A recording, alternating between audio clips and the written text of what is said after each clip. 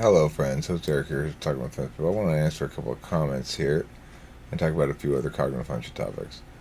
Necronite 12 Zombie Void says, "Hey Eric, or host Eric, in finding out if someone is an ENXJ subtype, not subtype, just an ENXJ type, you administer the SI polar test, concluding they have bad memory. At other times, you said find SI as body awareness and enjoying comfort. So which one is it? Past memory, recall, or seeking comfort?" Right, well, that's going to require us discussing the real-time and turn-based aspects of functions. Um, so let me explain what that means. I've talked before about there being four planes: internal metaphysical, external metaphysical, internal physical, and external physical. The native kind of time in those respective um, fields is either real time or turn based. Real time represents causal time, and turn based represents conditional time. And conditionality is another way of understanding time. It's non-linear. You can go backwards and forwards. You can imagine doing this, you can go back and try to imagine it a different way. It's like a choose your adventure kind of thing, right? So we have two different understandings of reality. Now, each of these functions lands in one of these four areas most naturally. SI most naturally lands on the internal physical, and it's naturally real time because it's physical, it's causal. NE naturally lands on the external metaphysical. It's going to be turn based because it's based in language. FI most naturally is real time on the internal. It's just the internal metaphysical, I guess. You'd say internal physical too, maybe. I mean, it's definitely it's on the physical plane. So there's FI and SI are both internal physical, in their most native incarnation. SE is external physical, also real time. NI, internal metaphysical, turn based. TE, external physical.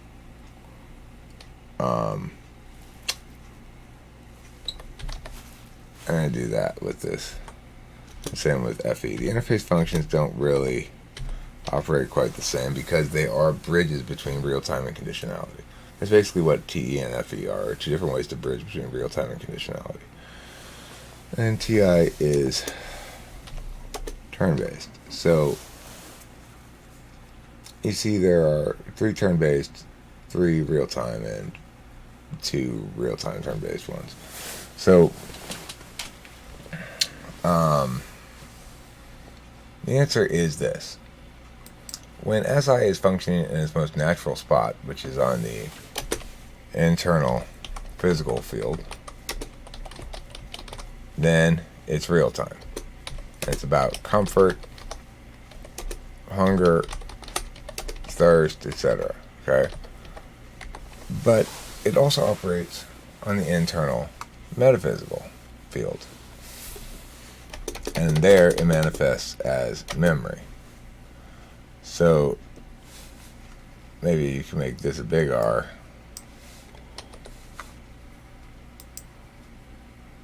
And then this one would be SI little r, still real time in its orientation, but it's going to be turn based in its aspect. So you could say a little r, big T maybe. This would be like, real time in its manifestation and real time in its aspect as well. So this is real time in its aspect, but it's turn based in its manifestation.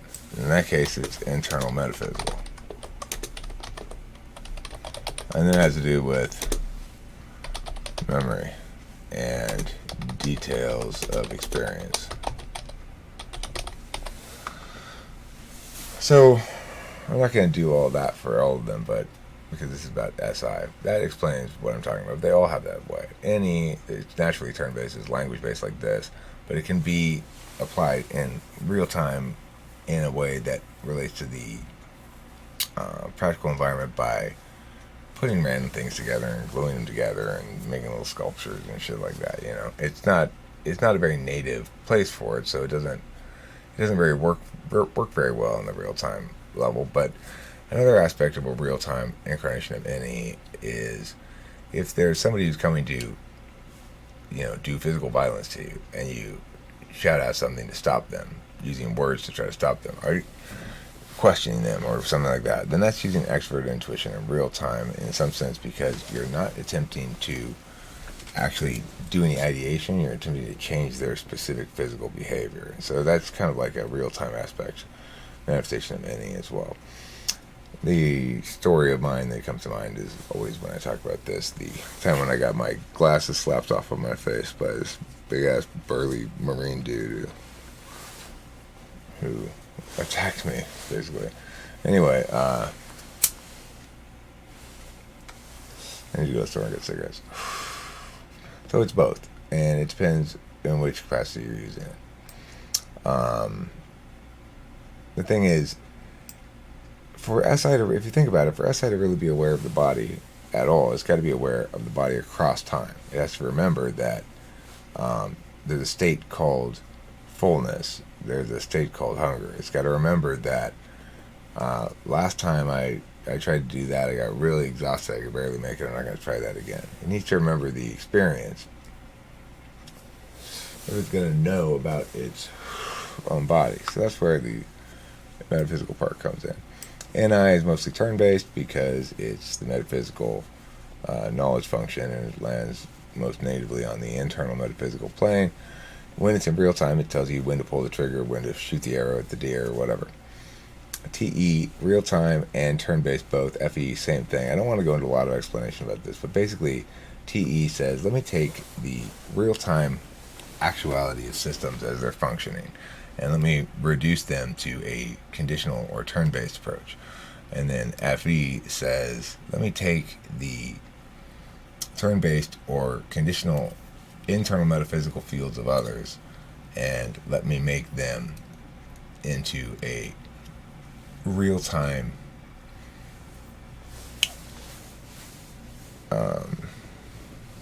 push and pull kind of handshake thing, so that FE can take place in real time. You can manage people's FE as you're talking to them, yada yada. But you can also make meaning across time, and you can do planned little things like remembering someone's birthday, etc.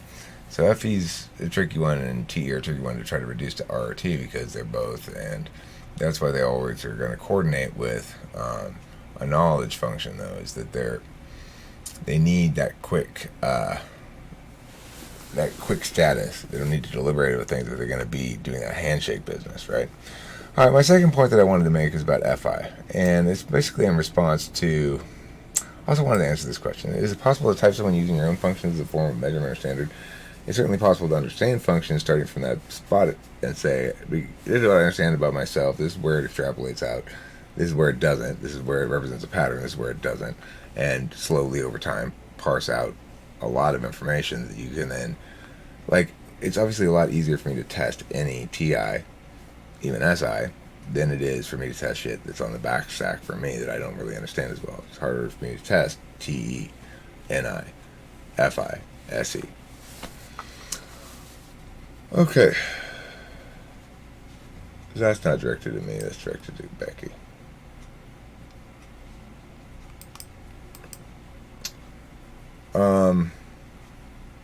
This one says, what MBTI types detest boredom the most?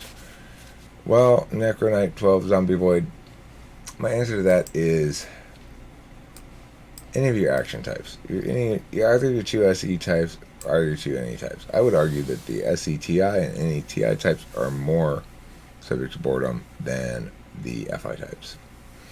And so I would put ESP and ENTP at the top of that list. Okay, let's go back to this thing.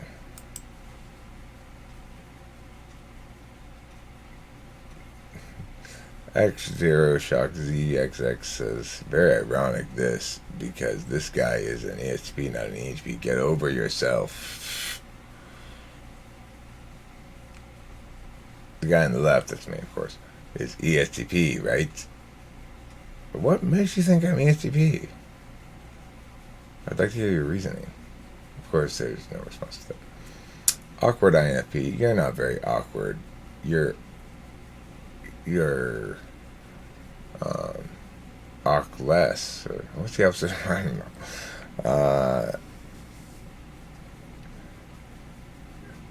That's what I took from you. Any equals ideation or coming with new ideas. Yes, especially in the metaphysical realm. In the physical realm, it really just means trying random shit, trial and error. I see, get shit done, check your shit off a list, follow through on what's already been decided. On the metaphysical plane, yes. On the physical plane, it's more opportunistic, doing what's in front of you that's available. TI, logical, deliberation, conditional logic, if this, then that process. Yes, correct. FI, value and authenticity. Could we add seeking meaning or morality to this? Curious things. This is what I want to add to FI. And this really is what FI is from my experience and seeing, now that I understand it suddenly better than I used to because of talking with Becky and the amazing things that she's successfully accomplished with me. Like she's by far the best therapist I've ever had or seen, and I've seen a fair number of them, maybe 4 or 5 over the course of my life, for relationships or for personal stuff or whatever. Becky blows them all away. And I think Kim would say exactly the same thing. She's seen a lot of therapists too. Becky's attaining actual results with us, like, in an amazingly quick time. You know, we're hugely transformed by the experience. I really can't overstate how impressive it is. But regardless, FI, one thing I learned about it is FI means take me seriously. It says, look, I don't want to justify this. I don't want to explain why I'm right. I don't want pushback. I don't want to, I don't care if I am right. I don't care if I can justify this. I don't care if you're right. And I don't care about anything except that this is my position on it, and, you know, my way or the highway, / keep your fucking mouth shut about this. This is important. Or, if you're going to talk to me about it, afford the appropriate degree of importance. Don't giggle when you're talking about it. If it's something that I'm taking very seriously, you need to convey an appropriately serious demeanor about it as well. So, and therefore I can know that you're taking me seriously. Now, this is something that TI expressly rejects as an idea to begin with. It says, we're not taking any of this seriously, okay? Number one, we're just testing the ideas for their merit, on their merits. They're not attached to any people at all. Of course, everybody's always using argumentation as it relates to people. I mean, people argue, not anything else. And so, yes, there's an AI machine that debates or whatever, but no, people are the only ones who have disputes that need to be resolved through talking. And so, being FI polar means always by default resolving those disputes by talking, by saying nothing's important, we're just talking about words. Being TI polar means always approaching those things by saying everything's important. These are not just words. Words have limited meaning, but they're conveying who I am in some way, and that's precious to me, and it's a barrier, a boundary you must not cross. So I'm like this particularly about critique about my daughter, or about my parenting, or about my relationship with my family in general. Any kind of trying to paint things as any kind of revisionist shit where they're trying to reinterpret stuff to make it more negative or something. I'm not interested in having any of those conversations. I'm interested in you getting your fucking filthy hands out of my family business, you know, because it's FI, and that's what FI does. It understands what is important to you, what is really important to you. And the things that are really important to you, even if you're a TI tool user, you don't feel any need nor interest in justifying your position on it. You're saying, This is a boundary, and cross it at the risk of becoming an enemy. Okay, so that's something else I've realized about FI. Another way to put FI, of course, is to the extent that you're using it as a deliberative function, it's not just telling you what's important to you, but it's also saying, this is how I can make decisions in some regard, and one way that I'll make decisions is by putting myself in the shoes of other people. So putting myself in the shoes of other people means, well, is he right or wrong? But I think he's probably wrong, but let me put myself in his shoes. If I were in his shoes, I'd have a different feeling about it. It would be more like this. I can see how his position is equally valid because his feelings are equally valid. So that's FI as well as a deliberative function that puts yourself in the other person's shoes when there's some sort of thing to be considered doing. For example, we're saying, should I say that mean thing? Let me put myself in his shoes. No, that made me feel bad. I wouldn't want to hear that, so I'm not going to say that. Okay, that's FI. FE, perceptions or emotions or tribe orientation. This is another question that's being asked in here somewhere, if I can find it. I would not say that seeking meaning is part of FI. You already have all the meaning you need with FI. You know, it's what your feelings tell you. You may need to seek meaning to get away from FI depending on where it is in your stack. Morality doesn't have anything to do with FI at all, but it does have to do with your most authentic interests. If it's moral to support your most authentic interests because you're fundamentally required to protect yourself and take care of yourself, then I would say sure, that's FI. That's morality in some regard.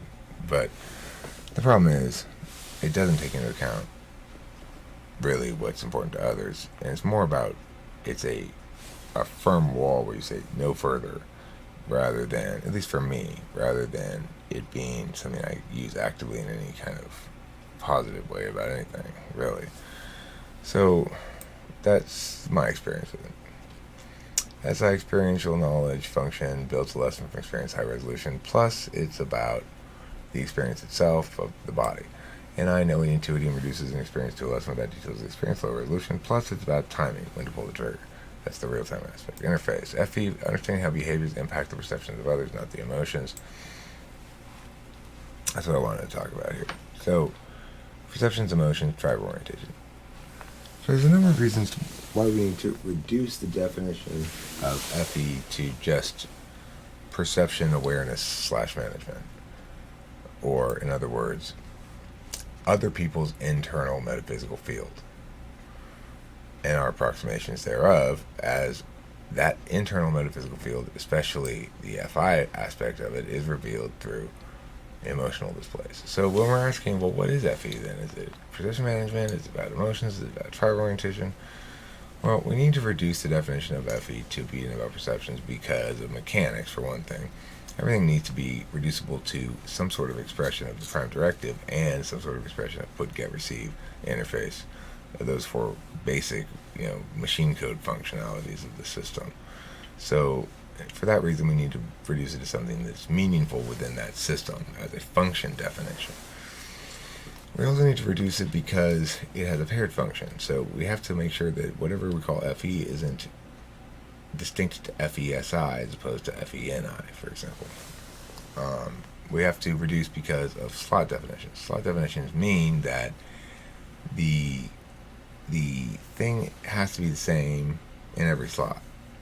Like, it'll express different because of the slot, but it has to be the same thing that is expressing the slot's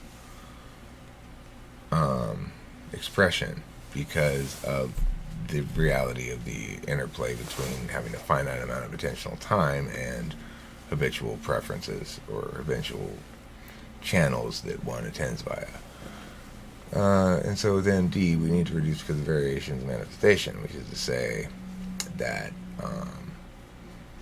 because FE varies so much in how it manifests in the world, both positive and negative and cold and warm and everything in between, that we have to limit it to something that is meaningfully applied to all those variations. Now that's, again, the definition of the function. So the distinctions need to be made here between functions, willful foci, display, experience, and values. Functions being the things that have to be reduced like this all the way because they've got to fit into the model. Willful foci meaning focus of willful attention, focuses of willful attention. Well, that's kind of like well, it says right here. So you got to understand what the use of it is. The use of a function definition is to mechanize. You need to mechanize this process and make it representational biomechanical approximations. The purpose of talking about what you're willfully attending to. An example of willful foci is two people are talking and you're paying attention to their emotional displays and or their hierarchical relationships or other social elements like that. Then you're willfully focusing on data via an FE frame. Now that means you're going to look for a certain kind of data, but it doesn't mean that data is inherently FE data. It means that I could look at somebody's frowning facial expression and conclude nothing at all about it, except that he's a frowner. So I may conclude certain things about what's quintessentially FE data that are non-FE conclusions. I could conclude, for example, his lips must be extra heavy to explain why his face goes like that all the time. That would be using what is normally considered FE data, but it's not FE data, it's just data, and it just is certain kinds of data that are more conducive to successful FE or successful TE or successful whatever. As an intentional manner, it explains things, successfully connects the reality of the world with your expectations, which is, again, the prime objective. So, if we look at displays, that is to say, when we talk about, well, this person seems meh, and that person seems meh, well, that's mostly just used to justify claims about type or cognitive function, but it's not meaningfully distinguishing itself from the things that are more concrete in terms of what they are. Like a display is just a correlate that presumably correlates strongly or weakly with D and E, their functions and willful, like data, what we'll call FE data, data type. Even though that's not what it is. It's just one kind of data is just interpreted by different channels. And, part of the channel's thing is picking out the examples of that one kind of data that are most conducive to it. So it's kind of a very narrowly parsed out thing there, but it's important to distinguish between that. So talking about displays, they're mostly just used by people to justify claims about other people's types. They're not really describing their functions. They're not really describing their the kind of data attention that they give or the kind of data that they give attention to. They're just saying, well, these behaviors and these displays correlate with this type. G, experience. So my own experience is, of course, relevant, and whether or not what its use is, though, is going to be contingent on the type. And the ESFP is likely to use their own experience to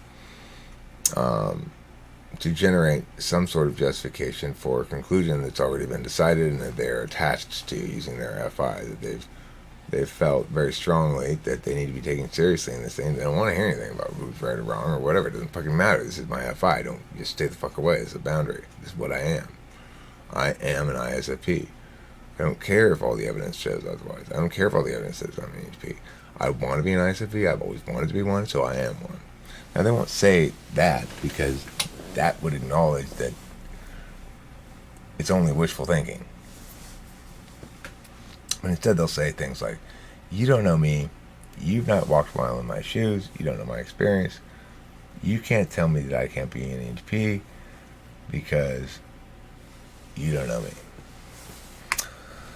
On the other hand, an ENTP dealing with their own experience is likely to draw all sorts of correct and interesting conclusions about their own type, their functions, how functions work, etc. because we're a 4-5 type with the knowledge functions, which means we convert back and forth from SI to NI, and the NE runs with it. Okay, contingent on this one. Yeah, experience. So it depends which type you are as to how that experience is going to play out as a distinction. Regardless, it's not useful as a distinction in general because half people are correct about themselves and half people are wrong about themselves. So, H, to ontologize type. Values are mostly to ontologize type, which means to make type more a description of identity and less a description of attentional expression and mechanics. The value matrix explains why your identity. It describes the scaffolding bars that your identity has grown on, and the value matrix explains how the different slots provide different kinds of values.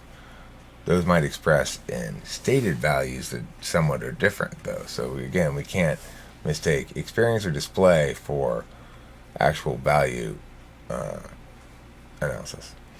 All right, so that was probably took a little longer than I wanted to. Thanks for all the questioners. Thank you, Awkward INFP, for your very long comment. I appreciate it. The description of T is what I thought SE did. SE's opportunism. It's pulling the trigger. It's doing physical shit. It's digging a hole. It's whatever. It's the doing part of stuff. TE is the how.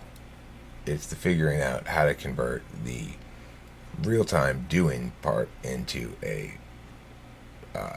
turn-based abstraction. It's ordinal because it's TE. Order of operations is big in TE. Also, I'm conflicted a bit on the SI-NI. I love an example of SI remembers how NI remembers an event. Sure, I mean, the thing is, if you take somebody like me, who's a fourth, fifth slot person, I'll often start with the NI, do the SI, and then come back to the NI. Which means, ISFJs love potatoes. Like yesterday, Kimberly and I went to the store, and she spent so much time looking at the potato section, and she picked out so many potatoes that we didn't have any room in our cart for anything else. Poor ISFJs love potatoes. Now, what that is proof by example. Here's my personal experience, and I've randomly extrapolated out this general rule that I shouldn't have extrapolated, which is that ISFJs love potatoes because my ISFJ got a bunch of potatoes yesterday. That's SI converting to NI, and then returning to the story as verification again as SI at the end. Whereas an NI person is going to say, ISFJs love potatoes. You know, I'm always going to the store with my ISFJ, and a lot of times she'll buy, more potatoes than anybody else in line. Or a lot of times I'll see her, fill up the whole cart even with potatoes. If they're SI polar, you go, well, can you come up with an example? And I'll go, well, no, it's happened a number of times. Okay, but can you come up with a specific time when it happened and tell me the details of that specific time, not just give me the general rule? The NI person if they're SI polar, will go, I can't, I don't know. Antipolar is a little harder to understand, but I'll give you a perfect example. My dad's antipolar.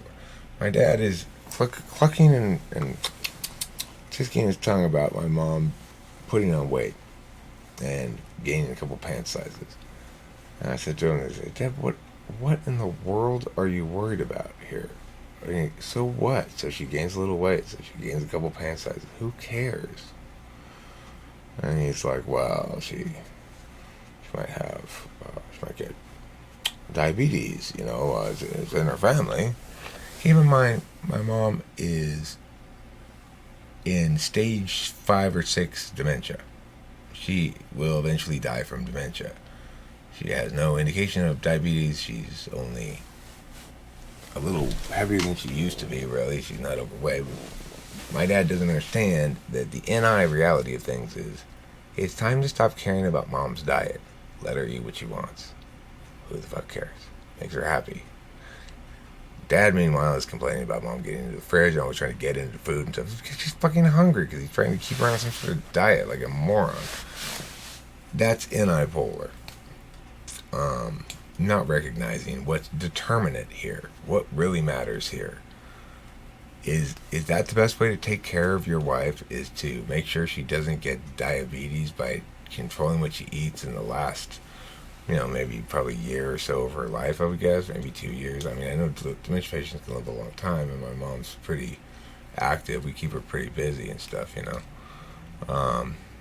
But regardless, is that what we ought to be concerned about? Is that the determinant factor? The fact that she might get diabetes because someone in the family had it before and she's already in her 80s and already deep into dementia? No, that's not a determinant factor. It's totally fucking stupid. Antipolar doesn't recognize that. So that's antipolar. So that explains all those things that I wanted to explain and finish my list. And thank you for all your comments. And don't forget to eat plenty of cheese. Amen.